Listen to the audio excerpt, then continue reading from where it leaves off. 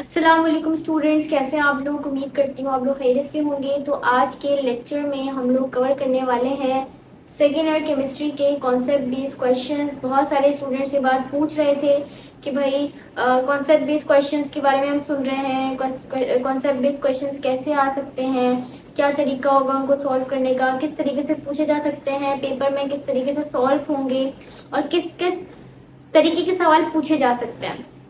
तो आज के इस लेक्चर के अंदर, इस वीडियो के अंदर हम इसी चीज़ को डिस्कस करेंगे। कुछ सवालों को डिस्कस करेंगे, देखेंगे कि हम किस तरीके से उनको सॉल्व कर सकते हैं, किस तरीके से सवाल आ सकते हैं। ये वीडियो इम्पोर्टेंट होने वाली है। बात ये नहीं है कि आप लोगों को कुछ आता नहीं है, आप लोगों को आता तो है, लेकिन आप इस किस्म के सवाल को देख के थोड़ा सा कंफ्यूज हो जाते हो कि ये सॉल्व कैसे होंगे। हालांकि ये आपकी बुक से ही रिलेटेड है, आपको कोई अलग से नहीं निकाल के दिया, आपकी बुक से ही लिए गए हैं सवाल। बस थोड़े हमें ना रिलेट करके पूछ लिया गया है कि हमारी नॉर्मल लाइफ से सवाल रिलेट कर ली एग्जाम्पल और उससे पूछ लिया तरीका। तो इस तरीके की चीज़ें मतलब पूछी जा रही होती है, जो कि आप लोग, क्योंकि हम लोग की आदत होती है कि जो बुक में लिखा है एज इट इज़ वही लिखने की आदत होती है हमें। तो इसलिए हम इस तरीके के जो कॉन्सेप्चुअल सवाल है उनको देख के कंफ्यूज हो जाते हैं। हालांकि ये भी वहीं से निकल रहे होते हैं जो आप लोगों ने बुक से याद किया हुआ होता है, लेकिन बस थोड़ा तरीका अलग होता है उसको लिखने का, बताने का। तो आज की इस वीडियो के अंदर हम उसी तरीके को डिस्कस करेंगे और जानेंगे कि भाई अगर इस तरीके का कोई भी सवाल आ जाए, तो मैंने कुछ ही लिखे हैं, लेकिन अगर इस तरीके का कोई भी सवाल आ जाए तो आप उसको कैसे सॉल्व करोगे। और इंशाल्लाह ताला इस वीडियो के एंड तक जब आप पहुंचोगे तो आपकी ये कंफ्यूजन तो क्लियर हो जाएगी कि कॉन्सेप्ट बेस्ड क्वेश्चंस होते क्या हैं और इनको सॉल्व कैसे करना है और ये पेपर में किस तरीके से पूछे जा सकते हैं। तो फिर बिना टाइम को वेस्ट किए इस वीडियो को हम स्टार्ट करते हैं। वीडियो आप लोगों ने एंड तक देखनी है ताकि आप लोगों की सारी कंफ्यूजन क्लियर हो जाए। इस वीडियो के बाद आप जाओगे ना तो टेंशन फ्री होके जाओगे इंशाल्लाह। ठीक है, स्टार्ट करते हैं फिर। तो सबसे पहला क्वेश्चन है हमारे पास, question number 1, elements of group 1, basically group 1A की बात हो रही है, आर हाईली रिएक्टिव। हम ये बात जानते हैं कि जो ग्रुप 1A के एलिमेंट होते हैं, रिप्रेजेंटेटिव में जो ग्रुप 1A के एलिमेंट होते हैं वो बहुत ज्यादा रिएक्टिव होते हैं। 1A के एलिमेंट में कौन कौन सा आता है, सोडियम हो गया, लिथियम, पोटेशियम, इस तरीके के जो एलिमेंट है ग्रुप 1A के अंदर आ रहे होते हैं। तो ये हाईली रिएक्टिव होते हैं, ये बहुत ज्यादा रिएक्टिव होते हैं, फौरन से रिएक्शन कर लेते हैं। तो लिखा हुआ है and are not found in free state in nature. अगर आप देखोगे ना, कभी भी सोडियम आपको अकेला नहीं मिलेगा, पोटेशियम आपको कभी भी अकेला नहीं मिलेगा कि ये इसका एटम अकेले एग्जिस्ट कर रहा हो। सोडियम आपको NaCl की फॉर्म में मोस्ट कॉमनली मिल रहा होता है। कभी आपने देखा कि सोडियम बिल्कुल प्योर मिल रहा है मार्केट में? बहुत मुश्किल होता है सोडियम को प्योर रखना। ये नॉर्मल स्टेट में प्योर नहीं रह सकता। प्योर से क्या मतलब है, अकेला नहीं रह सकता, इसको किसी ना किसी एटम के साथ बॉन्ड बनाना पड़ता है, क्योंकि ये फ्री स्टेट में इतना ज्यादा अनस्टेबल हो जाता है कि ये रह ही नहीं सकता, इसको बॉन्ड बनाना ही पड़ेगा। अब इसका रीजन क्यों है कि ये अनस्टेबल हो रहा है वो पढ़ते हैं। In nature explain in detail why these element readily take part in chemical reaction. हमें ये बताओ भाई कि ये एलिमेंट्स इतनी जल्दी रिएक्शन में पार्टिसिपेट कैसे कर लेते हैं। मैं रिएक्शन करवाऊंगी, ये एक चुटकी में रिएक्शन कर लेंगे, ऐसा क्यों करते हैं, ये इसके रीजन को समझते हैं। तो group 1 elements have only 1 electron in their outer shell. अब आप लोगों को ये बात तो पता होगी कि क्योंकि ग्रुप 1 से इनका ताल्लुक है तो यकीनन इनके आखिरी शेल में एक इलेक्ट्रॉन होगा, यकीनन। लेकिन एक और बात भी पता होगी आपको, वो बात है ऑक्टेट रूल की। ऑक्टेट रूल, ऑक्टेट रूल क्या कहता है? ऑक्टेट रूल ये कहता है कि भाई जितने भी एटम्स है ना, वो चाहते हैं कि उनके आखिरी शेल में कम से कम 8 इलेक्ट्रॉन तो हो, तभी वो खुद को स्टेबल फील करेंगे। अब सोडियम की अगर मैं बात करूं, उसके पास तो एक ही इलेक्ट्रॉन है और कहाँ 8 इलेक्ट्रॉन, तो उसको 8 करने के लिए 7 इलेक्ट्रॉन्स चाहिए। अब कोई भी एटम इतना अच्छा नहीं है कि वो उसको 7 इलेक्ट्रॉन दे, तो ये मजबूरन क्या करता है, खुद को स्टेबल करने के लिए अपना ये एक इलेक्ट्रॉन भी दे देता है और बॉन्ड बना लेता है, क्योंकि इसके पास ये ऑप्शन तो बचा नहीं कि ये इलेक्ट्रॉन्स को लेके स्टेबल हो सके। तो उसको दूसरे ऑप्शन के साथ जाना पड़ता है, जो कि है किसी एटम के साथ बॉन्ड बना के स्टेबल होना। तो इसीलिए इसको मजबूरन, जैसे अगर Cl दिखा तो ये Cl को अपना इलेक्ट्रॉन दे देता है, इसके पास जो एक इलेक्ट्रॉन है, और इसके साथ बॉन्ड बना लेता है। तो ये रीजन है हमारे पास कि ग्रुप 1A के एलिमेंट इतने ज्यादा रिएक्टिव क्यों होते हैं। आखिरी शेल में एक इलेक्ट्रॉन है, उनको स्टेबल करता है, 7 तक पहुंचना बहुत मुश्किल काम है, इसीलिए मजबूरन वो बॉन्ड बना लेते हैं, अपना एक इलेक्ट्रॉन ट्रांसफर करके फौरन रिएक्शन कर लेते हैं, और इसीलिए वो हमें ऐसे एटॉमिक स्टेट में, फ्री स्टेट में नहीं दिखते। इसको पढ़ेंगे, ठीक है। तो group 1 elements have only one electron in their outer shell which is very easy to lose। अब एक ही इलेक्ट्रॉन है, मैंने बोला 7 कोई इसको दे, इससे बेहतर है एक इलेक्ट्रॉन दे के रिएक्शन कर ले, इसीलिए इसके लिए एक इलेक्ट्रॉन को निकालना ज्यादा आसान है एज कंपेयर टू इसको कोई 7 इलेक्ट्रॉन दे तो ये अपने 8 इलेक्ट्रॉन्स करे। तो बजाय इसके ये अपने एक इलेक्ट्रॉन देना पसंद करता है, जो कि इजी टू लूज है। Because of this, they quickly form positive ion and react with other substances। यही रीजन है कि ये फौरन अपना इलेक्ट्रॉन दे देते हैं और फौरन किसी और एटम के साथ कंबाइन हो, जैसे सोडियम है, ये फौरन क्लोरीन के साथ कंबाइन हो जाएगा, ठीक है। So they are always found in combined form. तो इसी के साथ, इसी वजह की बिना पे ये हमेशा कंबाइंड स्टेट में पाए जाते हैं, फॉरन रिएक्शन कर लेते हैं, ठीक है। तो यहाँ पे वजह, अब मैं अगर इसकी प्रैक्टिकल एग्जांपल दूं कि आपके पास, आपको जरूरत है 100 रुपए की और आपके पास है 1 रुपए। अब आप उससे में क्या कहोगे कि भाई 100 रुपए तो मैं जमा कर करके थक गया हूँ, मेरे पास 100 रुपए तो जमा हो नहीं रहे, कोई मुझे 99 रुपीज देने को तैयार ही नहीं है, इससे बेहतर ये है कि मैं ये 1 रुपया भी दे के नेकी कमा लूं। सिमिलरली सोडियम भी ये सोचता है कि यार मुझे 7 इलेक्ट्रॉन कौन देगा, एक बजाय ये भी दे दा के जान छुड़ाओ, रिएक्शन कर लेता हूँ। तो ये यहाँ पे सीन होता है इसके साथ, और ये मजबूरन इसको रिएक्शन करना पड़ता है, अपना वो एक इलेक्ट्रॉन भी देना पड़ता है, ठीक है। अब दूसरे सवाल पर आते हैं। क्वेश्चन नंबर 2 कह रहा है transition element show variable oxidation state in different compounds.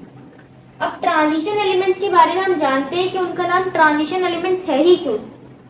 Reason है उनकी वेरिएबल ऑक्सीडेशन स्टेट का, कि वो मल्टीपल ऑक्सीडेशन स्टेट शो करते हैं। जैसे कि अगर मैं मैग्नीज की बात करूं तो वो +1 से लेकर +7 तक की ऑक्सीडेशन स्टेट शो करता है।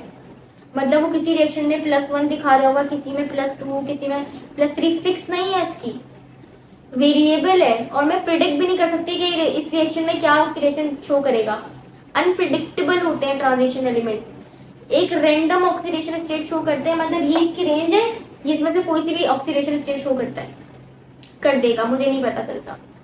लेकिन अगर मैं रिप्रेजेंटेटिव एलिमेंट्स की बात करूं तो जैसे मैंने सोडियम की बात की, इसके पास एक इलेक्ट्रॉन है, तो ये हमेशा एक इलेक्ट्रॉन ही देगा, कभी भी 2-3 नहीं देगा।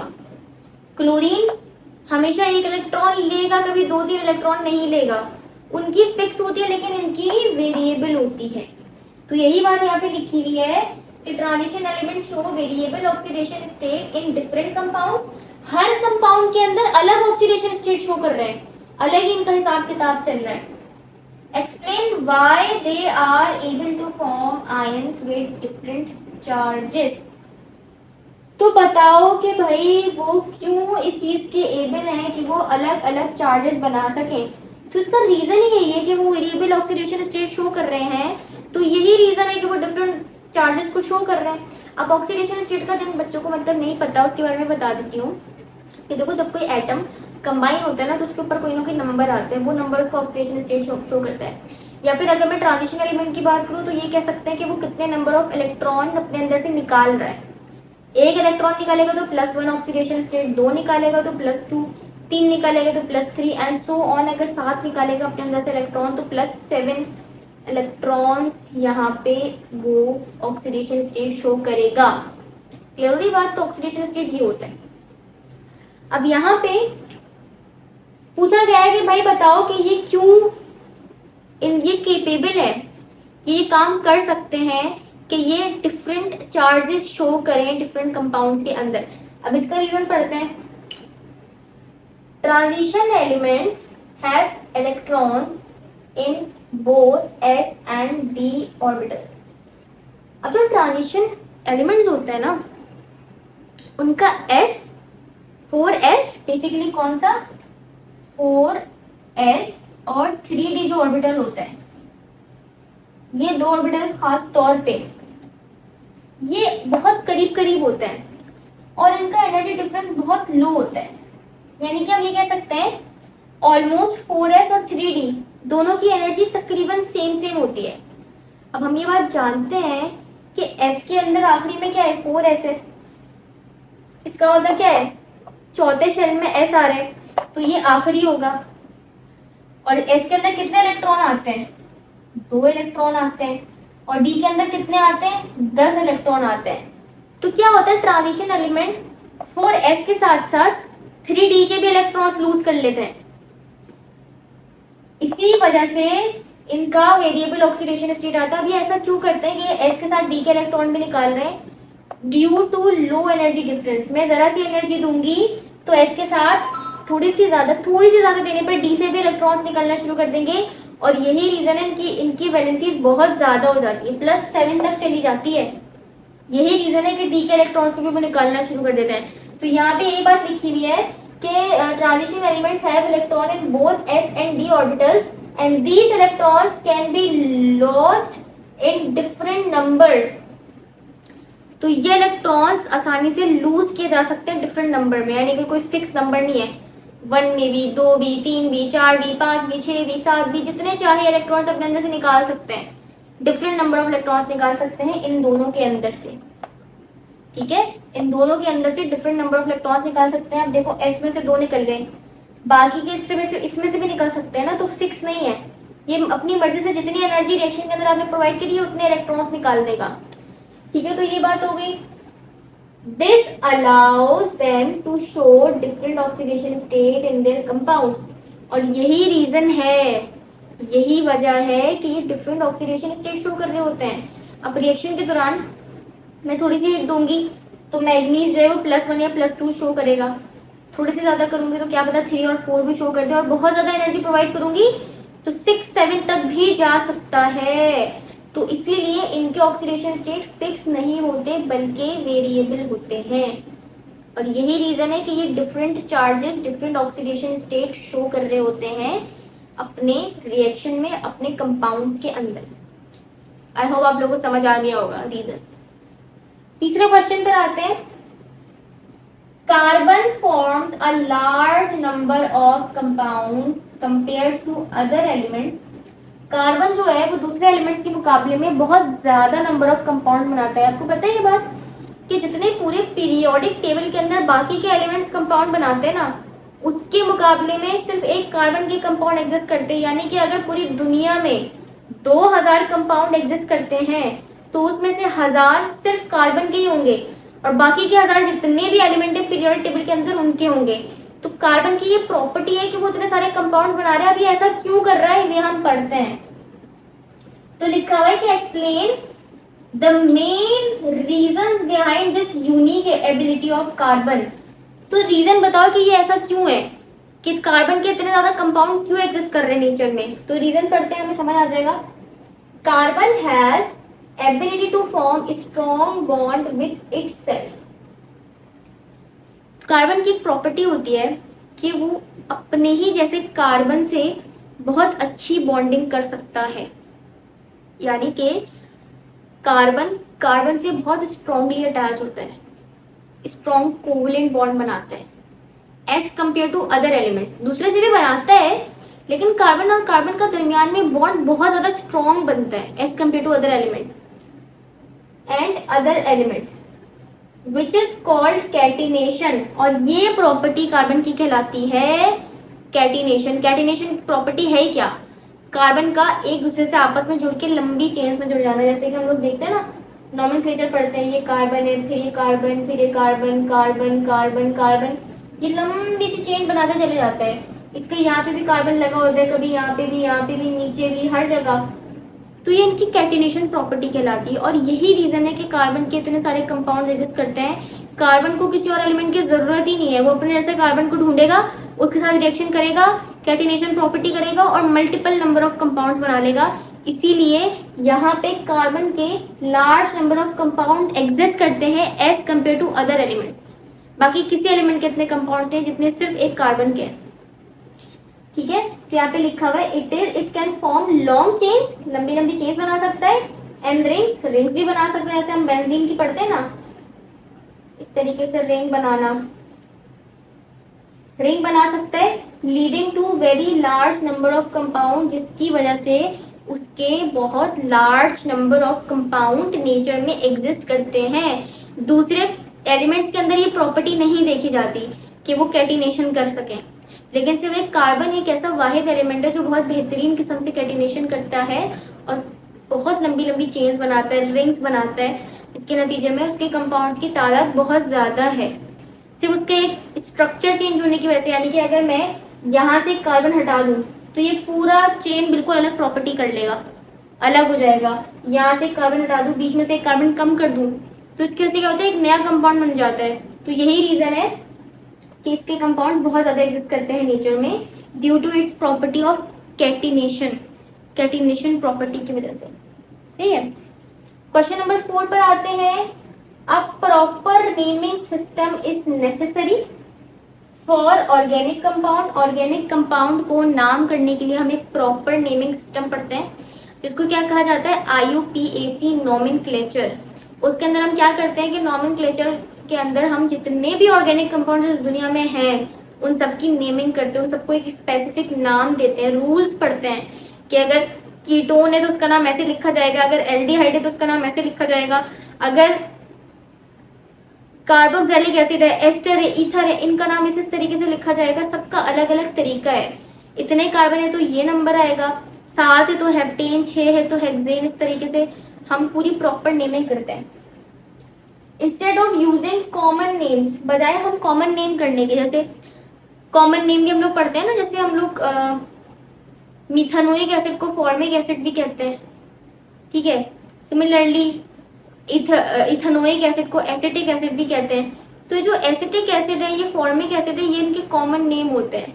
और कॉमन नेम को हम प्रेफर नहीं करते, साइंटिस्ट प्रेफर नहीं करते कॉमन नेम यूज करना। बजाय वो कॉमन नेम यूज करने के वो कोशिश करते हैं कि यार कुछ खास किस्म का पैटर्न हो उसको नाम देने का। क्योंकि देखो, अगर आप कॉमन नेमिंग पे जाओगे ना, आपको एक कार्बन वाले का बिल्कुल अलग नाम देखने को मिलेगा, 2 कार्बन वाले कंपाउंड का बिल्कुल अलग नाम देखने को मिलेगा। जैसे कार्बोक्सिलिक एसिड में आप पहले को देखो, दूसरे को देखो, पहला फॉर्म है, दूसरा एसिड है, तीसरा कुछ और होगा। ये इनका रीजन क्यों ऐसा है कि सबके अलग अलग नाम है, because of their origin.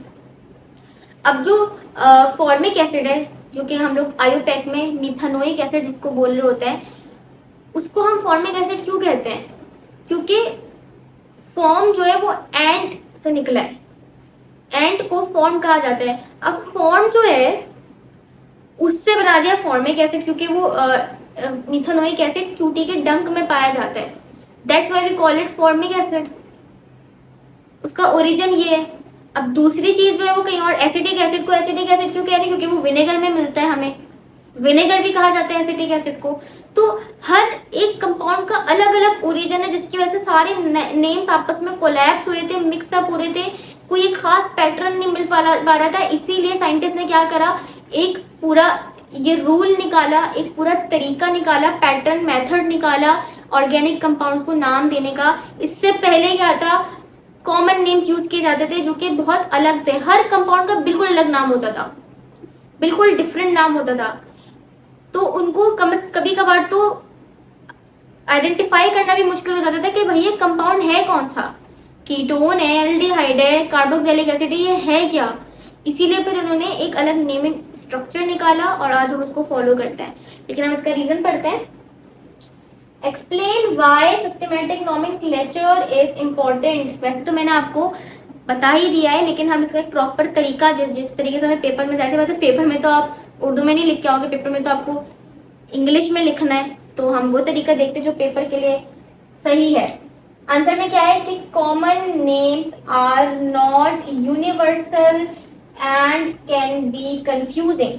Universal का मतलब क्या है कि देखो, हर चीज का ओरिजिन अलग लैंग्वेज में है, किसी कीटोन का कोई कंपाउंड है, उसका ओरिजिन किसी लेटिन बंदे ने रख दिया, किसी लेटिन आदमी ने ढूंढा तो उस लेटिन आदमी ने रख दिया। जैसे फॉर्मिक एसिड लेटिन लैंग्वेज से निकला है। तो मतलब हर चीज का ओरिजिन अलग लैंग्वेज में रखा गया है। फॉर्मिक लेटिन से निकला है, कोई वर्ड जो है वो ग्रीक बंदे ने निकाला, ग्रीक में रख दिया। सबके कॉमन नेम अलग अलग लैंग्वेज से आ रहे हैं, अलग अलग ओरिजिन से आ रहे हैं।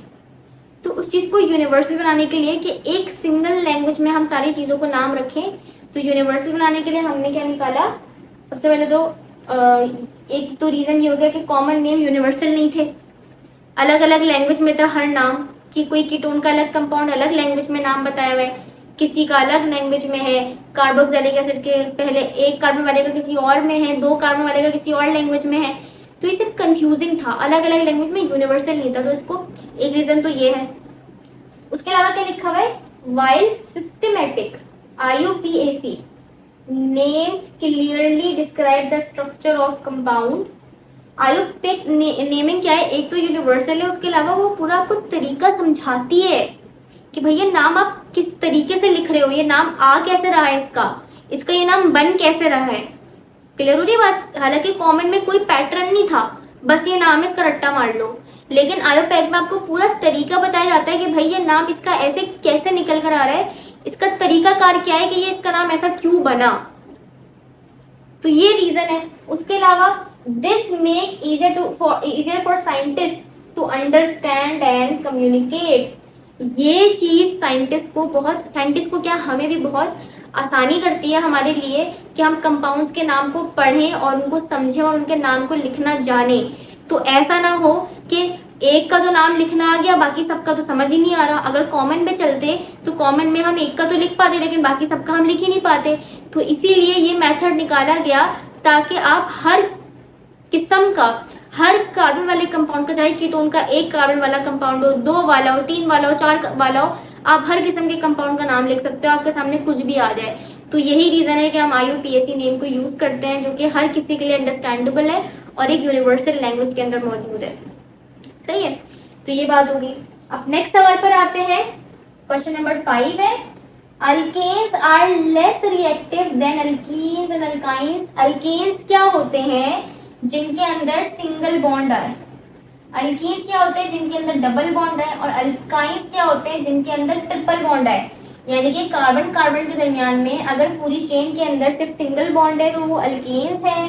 कार्बन कार्बन के दरमियान में पूरी चेन में अगर एक या एक से ज्यादा जगह पे डबल बॉन्ड आ जाए तो वो अल्कीन्स है। और कार्बन कार्बन के बीच में अगर ट्रिपल बॉन्ड आ जाए चेन में किसी एक पॉइंट पे या एक से ज्यादा जगह पे तो वो अल्काइंस कहलाते हैं। अब बोल रहा है कि भाई बताओ कि अल्केन्स यानी कि ये जो है सिंगल बॉन्ड वाले, कार्बन कार्बन के बीच में सिंगल बॉन्ड वाले लेस रिएक्टिव होते हैं as compare to alkenes and alkynes, इन दोनों के मुकाबले में। Explain this difference in terms of bonding and stability. Bonding और स्टेबिलिटी के दिमाग में रखते हुए आपको बताना है कि ऐसा क्यों है। तो रीजन पढ़ते हैं। सबसे पहले alkanes contain only one single bond which are strong and stable. पहली बात तो ये है कि अल्केन्स के अंदर सिंगल बॉन्ड पाया जाता है और ये जो सिंगल बॉन्ड है ये कौन सा बॉन्ड होता है, सिग्मा बॉन्ड होता है। अब आप लोगों ने फर्स्ट ईयर में काफी डिटेल में ये बात पढ़ी होगी कि सिग्मा बॉन्ड पाई बॉन्ड से बहुत ज्यादा स्ट्रॉन्ग होता है और ये प्राइमरी बॉन्ड होता है, यानी कि दो कार्बन के बीच में सबसे पहला बनने वाला बॉन्ड सिग्मा बॉन्ड कहलाता है, जो कि सबसे ज्यादा स्ट्रॉन्ग होता है। उसके बाद जितने भी बॉन्ड बनते हैं दो एटम्स के बीच में वो पाई बॉन्ड कहलाते हैं और वो सिग्मा के मुकाबले में वीक होता है। ये बात आप लोगों ने पढ़ी हुई है। तो ये बात लिखी हुई है कि अल्केन्स के पास एक ही बॉन्ड है, कार्बन कार्बन के बीच में एक ही बॉन्ड है और वो एक बॉन्ड क्या है, सिग्मा बॉन्ड है। ठीक है, कौन सा बॉन्ड है, सिग्मा बॉन्ड है। और सिग्मा बॉन्ड हम जानते हैं स्ट्रॉन्ग होता है और स्टेबल भी होता है, यानी कि वो दोनों कार्बन ने रिएक्शन कर लिया, अब ये बिल्कुल स्टेबल है, इन्हें कोई जरूरत नहीं है किसी चीज से रिएक्शन करने की, इनको ये बॉन्ड तोड़ने की कोई जरूरत नहीं है, ये स्टेबल है, खुश है। आगे क्या लिखा हुआ है, so they do not react easily. तो ये इतनी आसानी से रिएक्शन नहीं करते हैं, ये खुश है जब, तो इनका बॉन्ड तोड़ने की जरूरत क्या है, इनको जरूरत ही नहीं है। हम जबरदस्ती अगर इनको कंडीशन वगैरह प्रोवाइड करें तो फिर ये बॉन्ड इनको जबरदस्ती ना चाहते हुए तोड़ना पड़ेगा, लेकिन ये कभी खुद से नहीं तोड़ेंगे, ये इस हालत में खुश है, स्टेबल है। लेकिन अगर अल्कीन्स एंड अल्काइंस की बात करें तो उनके पास डबल एंड ट्रिपल बॉन्ड होते हैं which are weaker and break easily. क्योंकि इनके पास डबल ट्रिपल बॉन्ड होते हैं। वो डबल ट्रिपल बॉन्ड क्या होते हैं? वो होते हैं पाई बॉन्ड्स। पाई बॉन्ड्स होते हैं। हम जानते हैं कि सिग्मा के मुकाबले में पाई बहुत ज्यादा वीक होता है। तो यही रीजन है कि अल्केन्स और अल्काइंस में हम जरा सी एनर्जी देते हैं तो पाई बॉन्ड टूट जाता है। जब पाई बॉन्ड टूटता है तो देखो दोनों कार्बन की वैलेंसी कम हो जाती है। आपस में पहले दो बॉन्ड बनाए हुए थे, अब इनके बीच में से एक बॉन्ड टूट गया तो दोनों कार्बन की एक एक वैलेंसी खाली हो गई। अब इनको दोबारा से बॉन्ड बनाना है तो फिर हम जो भी चीज ऐड करवाते हैं तो अल्केन्स हो या अल्काइंस हो, ये बॉन्ड तोड़ के उस चीज को ऐड कर लेते हैं और रिएक्शन कर लेते हैं। तो यही रीजन है कि alkenes and alkynes are more reactive than alkanes due to the presence of double and triple bond. Double and triple bond are weaker than the single bond. Sigma bond के मुकाबले में डबल ट्रिपल बॉन्ड जो कि pi bond है वो week होते हैं और आसानी से ब्रेक हो जाते हैं, जिसकी वजह से they making them more reactive. उनको बहुत ज्यादा मजीद रिएक्टिव बनाते हैं। हालांकि अल्कीन की अगर मैं बात करूं तो अल्कीन में सिग्मा बॉन्ड है वो नहीं टूटेगा इतनी आसानी से, मुझे बहुत जद्दोजहद करनी पड़ेगी तो जाके वो टूटेगा। लेकिन अल्कीन अल्काइन में मैं बस जरा सी एनर्जी दूंगी ना, वो फौरन तोड़ने के लिए बॉन्ड तैयार बैठे हैं, क्योंकि पाई बॉन्ड स्टेबल नहीं होता, कार्बन खुश नहीं होता उसको बना के, बस गुजारा कर रहा होता है। तो इसलिए जब वो देखता है कि बॉन्ड तोड़ने का मौका मिला है तो वो फौरन तोड़ के जो भी चीजें हम दूसरी चीजें ऐड करवाते हैं वो अपने अंदर ऐड कर लेता है, उनसे बॉन्ड बना लेता है पाई बॉन्ड को तोड़ के। लास्ट क्वेश्चन है इस वीडियो का, question number 6। Alkyl halides easily undergo nucleophilic substitution reaction. हम ये बात जानते हैं कि alkyl halide nucleophilic substitution reaction करते हैं। न्यूक्लियोफिलिक सब्स्टिट्यूशन रिएक्शन क्या होती है कि अल्काइल हैलाइड के ऊपर, सबसे पहले तो अल्काइल हैलाइड को समझो कि अल्काइल हैलाइड क्या होता है कि R हो और R के साथ हेलोजन हो। अब alkyl halide nucleophilic substitution reaction करते हैं, यानी कि इन पे जो चीज अटैक करेगी वो नेगेटिव होगी, और अगर कोई चीज नेगेटिव है तो यकीनन वो पॉजिटिव लविंग होगी। अगर कोई चीज नेगेटिव है तो वो पॉजिटिव को पसंद करेगी। तो ये कहलाती है, नेगेटिव बॉडी जब अटैक करती है तो ये चीज कहलाती है न्यूक्लियोफाइल। न्यूक्लियस लविंग, फाइल मतलब लविंग, न्यूक्लियो मतलब न्यूक्लियस, और न्यूक्लियस क्या होता है? पॉजिटिव होता है, तो इसलिए इसका नाम न्यूक्लियोफाइल होता है। तो अल्काइल हैलाइड के अंदर न्यूक्लियोफिलिक सब्स्टिट्यूशन रिएक्शन होती है, यानी कि ये नेगेटिव बॉडी आती है, इसको हटा के हेलोजन की जगह यहाँ पे ये नेगेटिव बॉडी लग जाती है, ये हटा देगी हेलोजन को और इसकी जगह लग जाती है, तो ये चीज कहलाती है न्यूक्लियोफिलिक सब्स्टिट्यूशन रिएक्शन। तो लिखा हुआ है कि अल्काइल हैलाइड जो है वो न्यूक्लियोफिलिक सब्स्टिट्यूशन रिएक्शन करते हैं बहुत आसानी से। तो एक्सप्लेन करो why this type of reaction is common for these compound. तो ये बताओ कि भाई अल्काइल हैलाइड्स के लिए इतना कॉमन क्यों है, इतना कॉमनली ये रिएक्शन क्यों करते हैं, क्यों कर रहे हैं न्यूक्लियोफिलिक रिएक्शन। तो उसको समझते हैं। In alkyl halides the carbon halogen bond is polar. पते की बात तो है। अब यहाँ पे मैं अगर एक हेलोजन बनाऊं, मैं बनाती हूँ आपके सामने मिथाइल क्लोराइड बना लेते हैं, CH3 और Cl। ठीक है, ये मेरे पास एक अल्काइल हैलाइड है। अब मुझे पता है कि हेलोजन नेगेटिव होता है और हेलोजन के मुकाबले में, यहाँ पे मैं कार्बन को सही से बनाती हूँ कि ये कार्बन है और फिर इसकी तीनों तरफ हाइड्रोजन लगे हुए।